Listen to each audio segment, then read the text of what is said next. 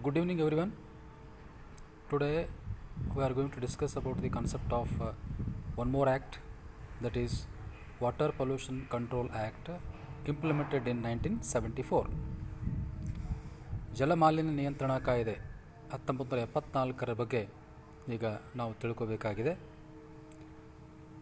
ಈ ಕಾಯ್ದೆ 1974ರಲ್ಲಿ Stockholm conference ಆದ ನಂತರ ಅದರ ಪರಿಣಾಮವಾಗಿ ಭಾರತದಲ್ಲಿ ಈ ಕಾಯ್ದೆಯನ್ನು ಜಾರಿಗೆ ತರಲಾಗುತ್ತೆ.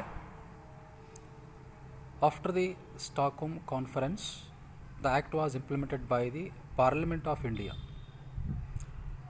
The Act contains about 8 chapters and 64 sections. 8 ಅಧ್ಯಾಯ ಮತ್ತು 64 ಭಾಗಗಳಿವೆ.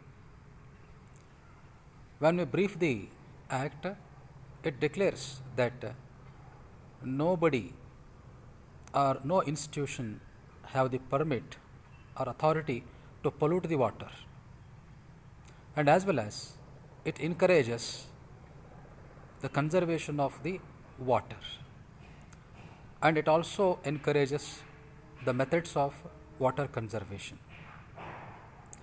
Let me to explain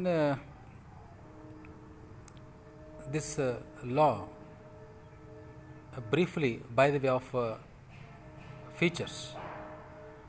ಈ ಕಾಯ್ದೆಯ ಲಕ್ಷಣಗಳ ಮೂಲಕ ಈ ಕಾಯ್ದೆಯನ್ನು ಸಂಕ್ಷಿಪ್ತವಾಗಿ ತಿಳ್ಕೊಳ್ಳೋದಕ್ಕೆ ನಾವು ಪ್ರಯತ್ನ ಮಾಡೋಣ. ಈ ಕಾಯ್ದೆಯ ಮೊದಲನೇ ಲಕ್ಷಣ ಹೇಳ್ತದೆ, ಈ ಕಾಯ್ದೆಯ ಅಡಿಯಲ್ಲಿ CPCB ಮತ್ತು SPCB ಅಂತಕ್ಕಂಥ ಸಂಸ್ಥೆಗಳನ್ನು ಸ್ಥಾಪನೆ ಮಾಡಲಿಕ್ಕೆ ಅವಕಾಶವನ್ನು ಕಲ್ಪಿಸಲಾಗಿದೆ. CPCB ಅಂತೇಳಿದ್ರೆ central pollution control board, SPCB ಅಂತ ಹೇಳಿದ್ರೆ ಸ್ಟೇಟ್ ಪೊಲ್ಯೂಷನ್ ಕಂಟ್ರೋಲ್ ಬೋರ್ಡ್, ರಾಜ್ಯ ಮಾಲಿನ್ಯ ನಿಯಂತ್ರಣಾ ಮಂಡಳಿ, ಕೇಂದ್ರ ಮಾಲಿನ್ಯ ನಿಯಂತ್ರಣಾ ಮಂಡಳಿಗಳನ್ನು ಈ ಕಾಯ್ದೆಯ ಪ್ರಕಾರ ಸ್ಥಾಪನೆ ಮಾಡಲಿಕ್ಕೆ ಅವಕಾಶ ಇದೆ. Both of these institutions they are having the authority to check the pollution of the water, and the members of this committee board, they are nominated by the government of India, and they are from the different sectors of the economy, especially from the science sector and as well as from the legislation sector. ಈ ಒಂದು ಬೋರ್ಡ್ನಲ್ಲಿ ಕೆಲಸ ಮಾಡ್ತಕ್ಕಂಥವರು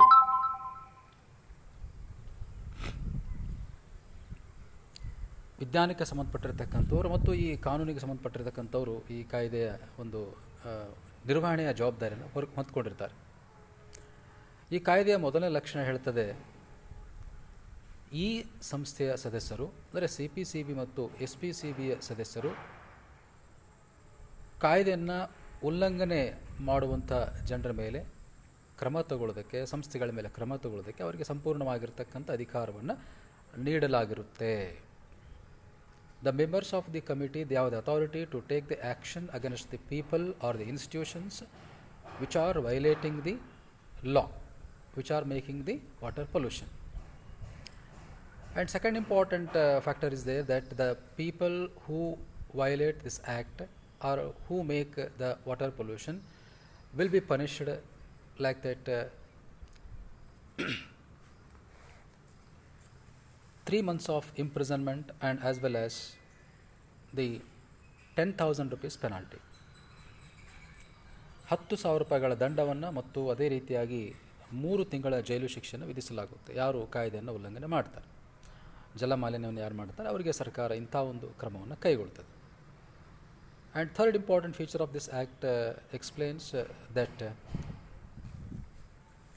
the repeaters who are violating the law, they will be punished up to 7 years imprisonment. ಒಂದು ವೇಳೆ ಈ ಕಾಯ್ದೆಯನ್ನು ಪುನಃ ಅದನ್ನು ಉಲ್ಲಂಘನೆ ಮಾಡಿದ್ರೆ ಅಂಥ ಒಂದು ಜನರಿಗೆ 7 ವರ್ಷಗಳವರೆಗೂ ಕೂಡ ಶಿಕ್ಷೆಯನ್ನು ಕೊಡಬಹುದಾಗಿದೆ ಅಂತೇಳಿ ಈ ಕಾಯ್ದೆ ಹೇಳ್ತದೆ. ಇಷ್ಟು 1974ರಲ್ಲಿ ಜಾರಿಗೆ ಬಂದಂಥ ಕಾಯ್ದೆಯ ಸಂಕ್ಷಿಪ್ತ ಪರಿಚಯ. 1977ರಲ್ಲಿ ಮತ್ತೆ ಈ ಕಾಯ್ದೆಗೆ ಪೂರಕವಾಗಿ ಮತ್ತೊಂದು ಕಾಯ್ದೆಯನ್ನು ಜಾರಿಗೆ ತರ್ತಾರೆ. ಆ ಕಾಯ್ದೆ ಜಲಮಾಲಿನ್ಯ ನಿಯಂತ್ರಣ ತೆರಿಗೆ ಕಾಯ್ದೆ ಅಥವಾ ಸೆಸ್ ಕಾಯ್ದೆ ಅಂತ ಹೇಳ್ತಾರೆ. 1977ರಲ್ಲಿ ಈ ಕಾಯ್ದೆ ಜಾರಿಗೆ ಬರ್ತದೆ. Water pollution control cess act of 1977. The act explains that the people must pay fees to the government who are using the water. For example, who are using the water for the domestic purpose. ಯಾರು ಗೃಹ ಬಳಕೆಗಾಗಿ ನೀರನ್ನು ಬಳಕೆ ಮಾಡ್ತಾ ಇದ್ದಾರೆ ಅವರು ಸರ್ಕಾರಕ್ಕೆ ಶುಲ್ಕವನ್ನು ಕೊಡಬೇಕಾಗುತ್ತೆ ಅನ್ನುವಂಥದ್ದನ್ನು ಈ ಕಾಯ್ದೆ ಹೇಳ್ತದೆ. And as well as the industries which are using the water for the cooling of boilers or cooling purpose or the mining industries, so they have to pay fees to the government. ಕೈಗಾರಿಕೆಗಳಲ್ಲಿ ಯಂತ್ರಗಳನ್ನು ತಂಪು ಮಾಡಲಿಕ್ಕೆ ನೀರನ್ನು ಬಳಕೆ ಮಾಡಿದರೆ, ಕೈಗಾರಿಕೆಗಳಲ್ಲಿ ಬಾಯ್ಲರ್ಗಳಲ್ಲಿ ನೀರನ್ನು ಬಳಕೆ ಮಾಡ್ತಕ್ಕಂಥದ್ದು, ಬಾಯ್ಲರ್ಗಳಿಗೆ ನೀರನ್ನು ಬಳಕೆ ಮಾಡ್ತಕ್ಕಂಥದ್ದು, ಅದೇ ರೀತಿಯಾಗಿ ಗಣಿಗಾರಿಕೆಗಳಲ್ಲಿ ನೀರನ್ನು ಬಳಕೆ ಮಾಡ್ತಕ್ಕಂಥವರು ಸರ್ಕಾರಕ್ಕೆ ಕಡ್ಡಾಯವಾಗಿ ಶುಲ್ಕವನ್ನು ಪಾವತಿಸಬೇಕಾಗುತ್ತೆ. ಅದನ್ನು ಈ ಕಾಯ್ದೆ ಹೇಳ್ತದೆ.